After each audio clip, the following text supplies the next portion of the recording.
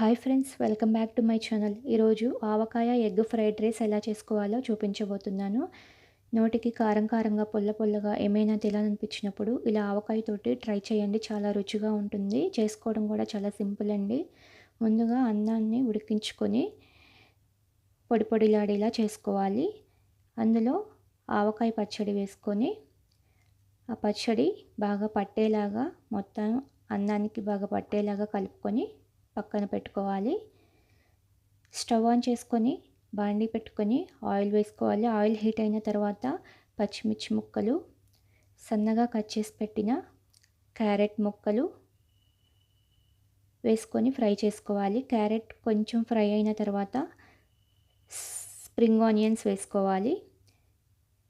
కూరగాయ ముక్కలు ఆప్షనల్ అండి, ఏవైనా వేసుకోవచ్చు. ఈ స్ప్రింగ్ ఆనియన్స్ కూడా ఫ్రై అయిన తర్వాత కచ్చా పచ్చగా దంచుకున్న వెల్లుల్లి రెబ్బలు, కరివేపాకు వేసుకొని ఫ్రై చేసుకోవాలి. 3 కోడిగుడ్లని పగలగొట్టుకొని ఇలా వేసుకోవాలి. వేసిన వెంటనే కలపకుండా కొద్ది కొద్దిగా ఇలా కదిలించుకుంటూ మరి చిన్న ముక్కలుగా కాకుండా పెద్ద ముక్కలుగా అయ్యేలాగా చేసుకోవాలి. ఎగ్ కూడా ఫ్రై అయిన తర్వాత రుచికి సరిపడా ఉప్పు చూసి వేసుకోవాలండి. ఆల్రెడీ రైస్లో ఉంటుంది కదా. 1 స్పూన్ ధనియాల పొడి, 1/2 స్పూన్ గరం మసాలా వేసుకొని ఫ్రై చేసుకోవాలి. ముందుగా కలిపి పెట్టుకున్న అన్నాన్ని కూడా వేసుకొని మొత్తం అంతా కలిసేలాగా కలుపుకోవాలి.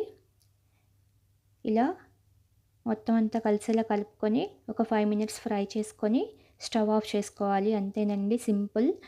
ఇది వేడివేడిగా తింటే చాలా బాగుంటుందండి, రుచిగా ఉంటుంది. మీరు కూడా తప్పకుండా ట్రై చేయండి. ట్రై చేసి ఎలా వచ్చిందో కామెంట్స్ ద్వారా తెలియచేయండి. ఈ వీడియో నచ్చితే లైక్, షేర్ అండ్ సబ్స్క్రైబ్ చేసుకోండి. Thank you for watching this video.